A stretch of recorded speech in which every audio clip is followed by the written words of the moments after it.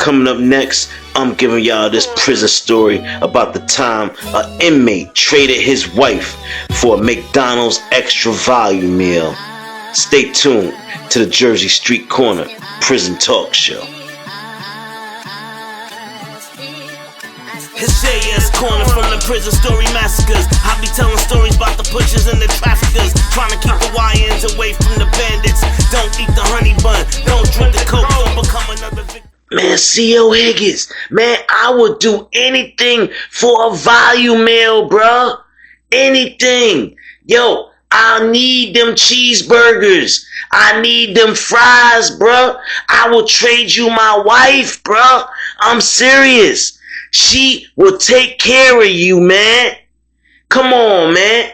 It's only McDonald's. What up, what up, what up? We are back with my Jersey Street Corner, and this is the Prison Talk Show, people. So let's get into it. Alright, now, I know y'all saw the title and y'all saw the thumbnail as usual. So let's talk about it. But first, I want to start this off with a very important question, y'all. Now, this story that we're going to talk about today happened in a very different time. A time where economy wasn't so bad. Where you can go to McDonald's and get yourself a meal for $5 and change, people. Do y'all remember that? Let me ask you something, people. Do y'all remember extra value meals? Do y'all remember what the number 2 used to be? Well, that used to be my favorite joint back in the day. 2 cheeseburgers, a French fry, and a large high-C orange. Oh, that was the best thing in the world back in the day. Now, do y'all remember supersizing it?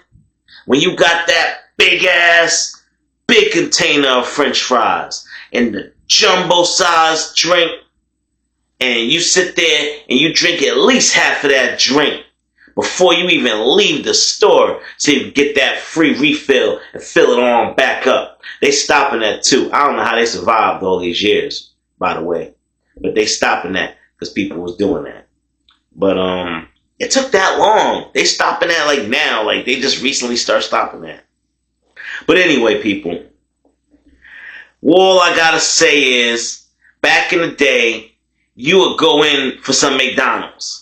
Even if it was just the French fries and an apple pie, every time somebody said they was going to Mickey D's, you wanted in.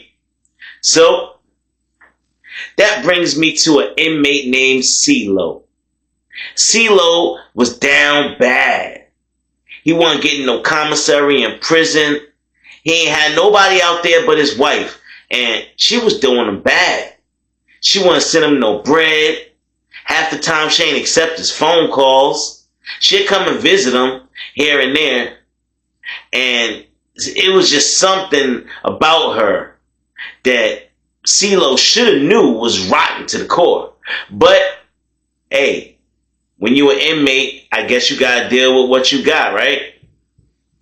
At least she came around sometimes. But anyway, CeeLo was living off the land, begging every single day. He couldn't get a break, y'all. So, every now and then, you know, he'd be trying to do favors, clean cells, or wash clothes, or, you know, whatever he could do. Sweep up the hair for the barber on the floor. Whatever he could do to try and get a soup, or Black and Mild, or anything, you know. Even sometimes he had to work to get a bar of soap to wash his ass. That's how bad living off the land is, people. Your job that you have in prison only gonna pay you 25 cents an hour, and that's on the high end, y'all. Now, if you want to go up a little higher, you gotta go work in the library or the warden's office, or maybe the cafeteria or the metal shop. Those might bring you a little bit extra bread in, but they ain't just giving those jobs to just anybody. So, CeeLo pretty much was asked out. He had friends in the pod, or associates, whatever you want to call them, and those are the ones that would look out for him, you know, on every now and then. Like, But for the most part, he had to fend for himself to eat every night. Like, he had to save food from the mess hall and smuggle it back and save it. Meaning he had to cut his lunch in half. He had to stretch his meals all the way, people. Sometimes those boiled eggs for breakfast, that would be his dinner. And he would just eat the grits or the oatmeal for breakfast and save the boiled eggs for dinner. You gotta do what you gotta do in prison, people. It's called survival. And if you can't learn that, well, you're already starting off bad. Get your stuff together before you go to prison. That's why they allow you time before sentencing, to get all your affairs in order. You're supposed to already have things set up with somebody you trust to send your money in to take care of yourself. Now, if you a criminal and you out there in those streets and you didn't leave enough money behind to at least fund you for a little while, to keep you going until you get on your feet in there, then you wasn't a very good criminal. And you right where you should be. Because you got to learn more tricks of the trade, homeboy. And you can learn everything you want to learn right there in prison. There's a whole host of guys in there willing and ready to teach you whatever bad things you want to learn. So, if you're looking for a hood education and stealing and substance selling and everything else that falls under those categories, prison is the place for you, YNs. If not, keep listening to your boy Corner. If you want to stay out of prison, keep listening to your boy Corner and tell somebody to tell somebody. Go subscribe to that dude because he really dropping gems on us. Now, we on the line to exit the mess hall. And the way the gate is set up, it catches about, say, like 10, 12 inmates at a time. That way, it slows the line down so the COs can get a good look at you and if they want to, pull you aside to search you. And somebody gonna get random searched every lunchtime, every breakfast, every dinner. They just randomly do it just so people can see that they doing their jobs on the camera, this and that, I guess. But anyway, most of the time, they don't catch nothing, you know. But a lot of times, that is where a lot of movements are made. Go to the mess hall if you want to pass, you know, Black and Miles or Newports, even contraband, whatever it may be. If you can sneak it in there, then they got to sneak it out back up to their pod because that was a way to move things around the prison. Kites, all that. Now, like I said, you get locked in the gate 10 to 12 inmates at a time so the COs can search you when they come out. Now, I'm locked in there with CeeLo. And CeeLo has a whole half a loaf of bread and a bunch of bologna in a bag. And he got it down his pants. He got it kind of smashed a little flat, trying to smuggle it back. So, of course, we walking through, and it's this big officer named Officer Higgins. And he was an alright guy. Never had no smoke with him. You know, he never bothered nobody. But still in all, he got to do his job. You know, at least he got to make it seem like he do his job at some point. Especially if there's other officers there on the tier doing the searches with them. Higgins, hey you, inmate, move to the side. He was talking to CeeLo. I thought he was talking to me at first. I was like, me? He was like, no, him. I was like, oh, alright. I kept going. Now, as I'm looking back, I'm seeing he's patting him down. And I'm like, oh, damn, they got him. Now, normally, when you get bad trying to pull stuff in mess hall, depending on which officer you get, you could either go to lockup for 30 days because you're not supposed to bring nothing back from the mess hall because that could bring rodents and bugs and stuff into the pods. They don't want you to have that kind of food that's laying around in the pods. Your commissary is one thing, but they don't want bread and, you know, stuff that should go in the mess hall, garbages. They want to keep that all together, which I get. But hey, we got to survive up in here. After 6 o'clock, you get hungry sometimes around 7:30, 8 o'clock, especially if you're watching some night shows and you staying up all night. Anyway, word is, because, well, now I know this to be true because CeeLo came right back on the pod about 15 minutes later. And get this, y'all, he had the stuff with him. Yep. CO Higgins let him keep the bread and the bologna. And now the story is what interested me the most. You wouldn't think that any of these officers in here would have any kind of compassion for an inmate. But word is, when Higgins realized that this inmate has nothing, he has no means to food or anything else, he decided to let him rock. He let him go. And he told them, next time, if you don't see me, don't try it. Pretty much like giving him the pass. If you see me standing out here, then get in line and hurry up and go past my line or whatever, and I got you. But otherwise, don't try it, because these dudes not going to let you off. And that was peace. That was respect right there. That was exactly what CeeLo needed to help him survive. And it was doing the job pretty damn good. Now, here's where things would get a little twisted, y'all. Excuse me. One day, we was all back at the pod, and Higgins was working our pod this night. And he up in his booth, and he eating McDonald's, y'all. He just tearing that tearing it up. Got the drink, the fries, everything. I think he had a Big Mac or something. He was ripping that joint. Now, we all could see him or whatever, and ain't nobody paying him no mind, because when you start minding their business, they start minding yours. So we just gonna fall back, whatever, It's just smelling up the whole pod. All you smell is that special sauce, and lips and mouths are watering. Yeah. Now, CeeLo, being CeeLo, he couldn't help it. His nose carried him right on up to those bars.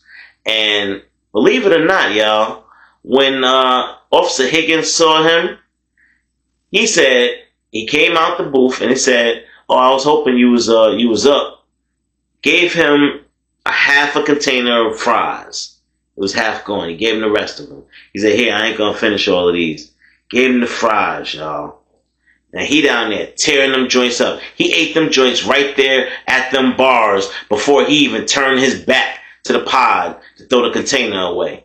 Before anybody could ask him for a French fry, my man was over there like a little chipmunk.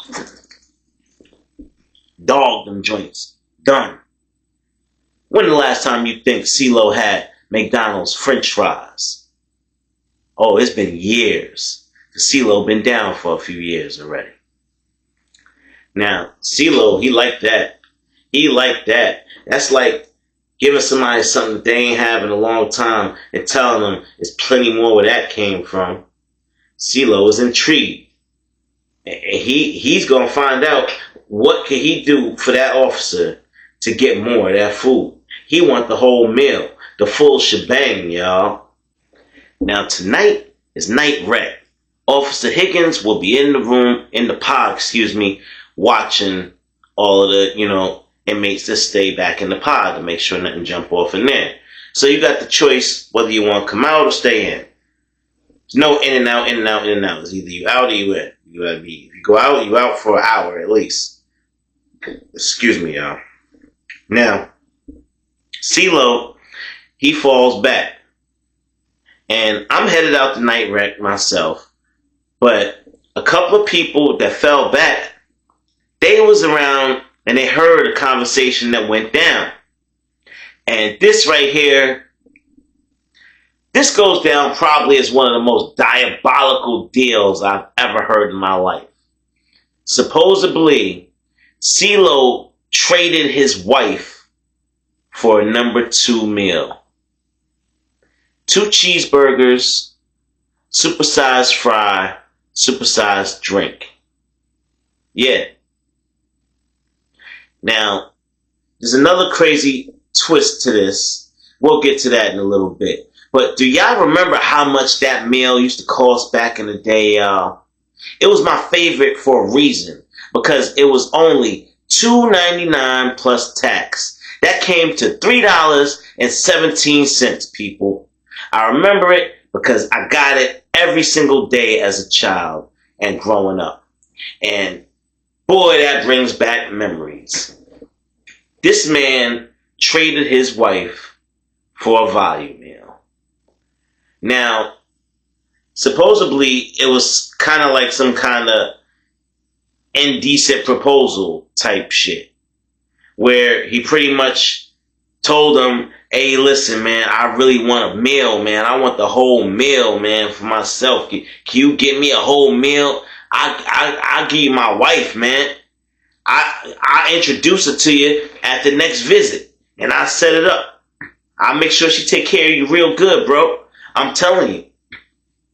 And now, mind you, when CeeLo was doing this, it's supposed to be a one-time thing. But come on now. This officer has a pension.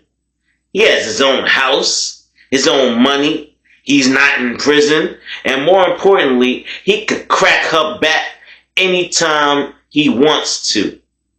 Unlike you. You can't crack her back.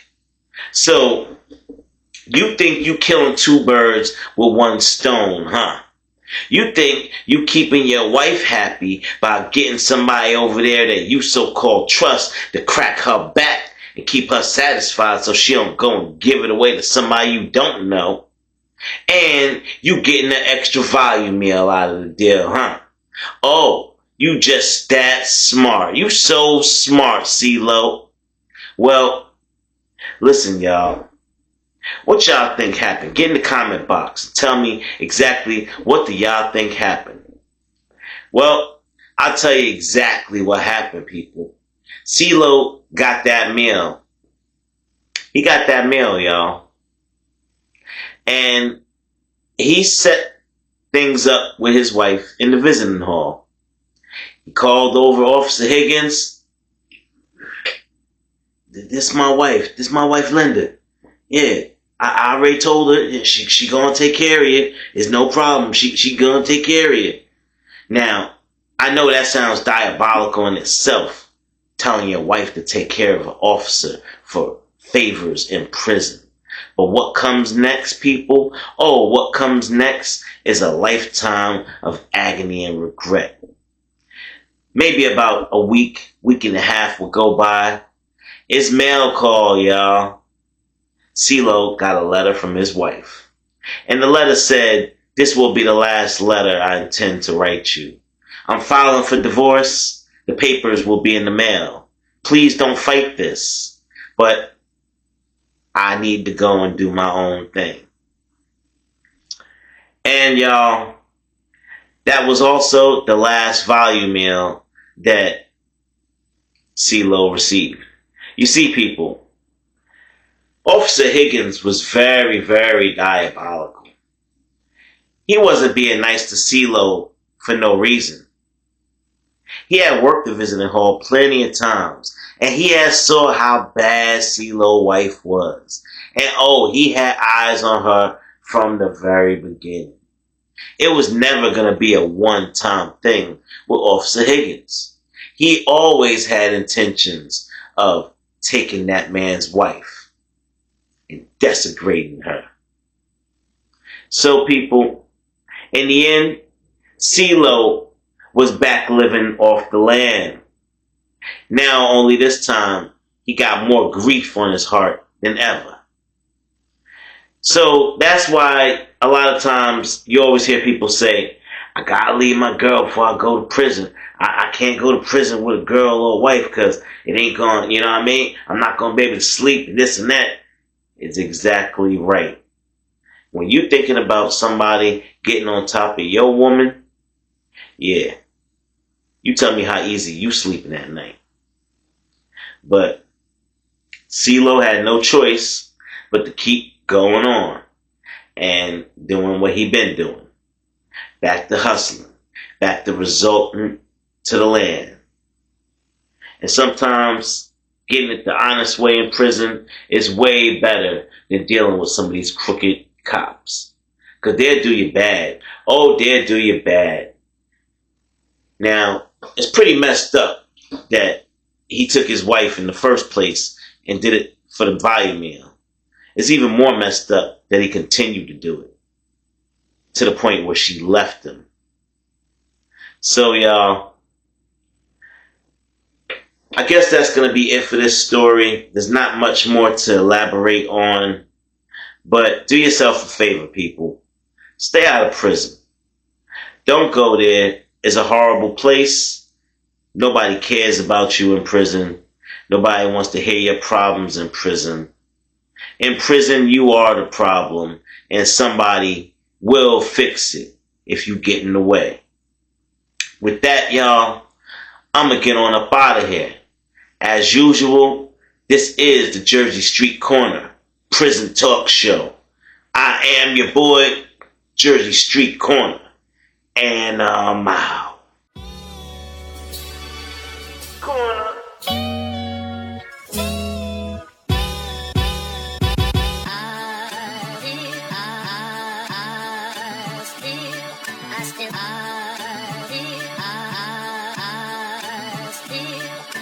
It's JS Corner from the prison story massacres. I be telling stories about the pushers and the traffickers, trying to keep the YNs away from the bandits. Don't eat the honey bun, don't drink the coke, don't become another victim or the butt of a joke. Don't close both eyes when you sleep or get choked. When you go to the mess hall, sit with your team, cause if you sit with some punk boy, you can get seen, then you can get dealt with. Prison justice like you never felt it. I be taking y'all back to stories of the helpless. That lava I spit, get your boys' stories melted. I spit about prison justice cause I dealt it. And you a real hater if you can't respect it. All that bullshit, yeah, I'm here to check that. Any confrontation, I'ma show up. Bet that. You a real hater, I'm here to address that. When it comes to storytelling, I'm the best at. You a real